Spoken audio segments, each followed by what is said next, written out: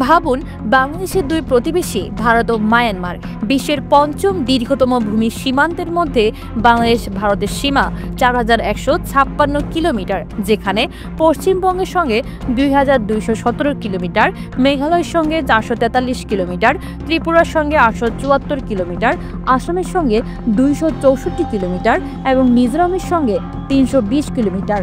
অন্যদিকে বাংলাদেশের মায়ানমারের সীমান্ত ২৭১ কিলোমিটার, যা দক্ষিণ পূর্বে অবস্থিত।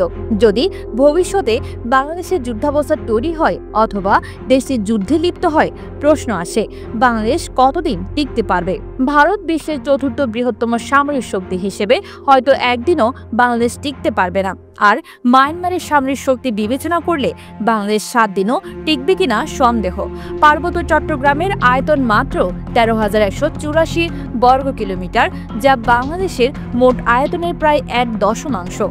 রাঙামাটি, খাগড়াছড়ি ও বান্দরবান এই ৩ জেলায় ৬টি বিচ্ছিন্নতাবাদী সংগঠন দীর্ঘদিন ধরে হুমকি সৃষ্টি করে আসছে। সবকিছু শুরু হয় যতীন্দ্র বদিপ্রিয় লারমা, ডাকনাম সন্তু লারমা দ্বারা, যিনি ১৯৭৩ সালে শান্তিবাহিনী নামে একটি গেরিলা বাহিনী গড়ে তোলেন।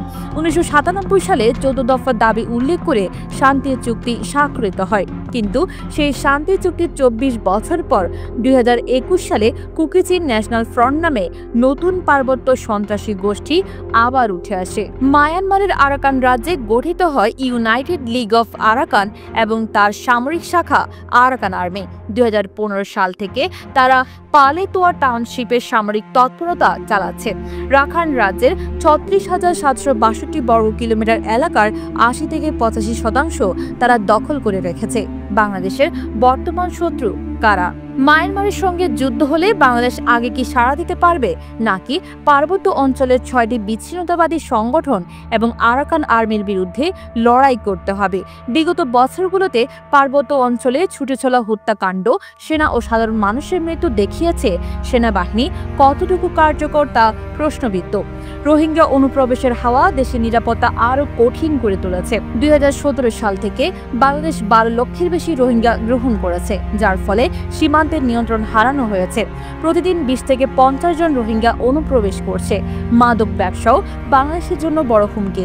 প্রায় ৬০,০০০ কোটি টাকার মাদক আনা হচ্ছে মূলত মায়ানমার ও ভারতের মধ্য দিয়ে। নিরাপত্তা বাহিনী নিয়ন্ত্রণে আনতে সক্ষম হলেও মোট মাদক প্রবাহের মাত্র ২০% আটকানো যায়। সেনাবাহিনী, বর্ডার গার্ড, নৌবাহিনী এবং বিমান বাহিনী সবই সীমিত সক্ষমতা নিয়ে কাজ করছে। বাংলাদেশের বিমান বাহিনীর ২১৬টি বিমান রয়েছে, তবে কার্যকারিতা পরীক্ষিত নয়। মিয়ানমারে ২৯৩টি বিমান, যার মধ্যে ৫৮টি যুদ্ধ বিমান সক্রিয়। নৌবাহিনী এবং সাবমেরিনের ক্ষেত্রে বাংলাদেশ অনেক পিছিয়ে। যুদ্ধের চাবিকাঠি আজ আকাশ যুদ্ধ, যেখানে আকাশ, নৌ ও স্থল সেনা সমন্বয় অত্যন্ত গুরুত্বপূর্ণ। বাংলাদেশ মায়ানমারের তুলনায় পিছিয়ে।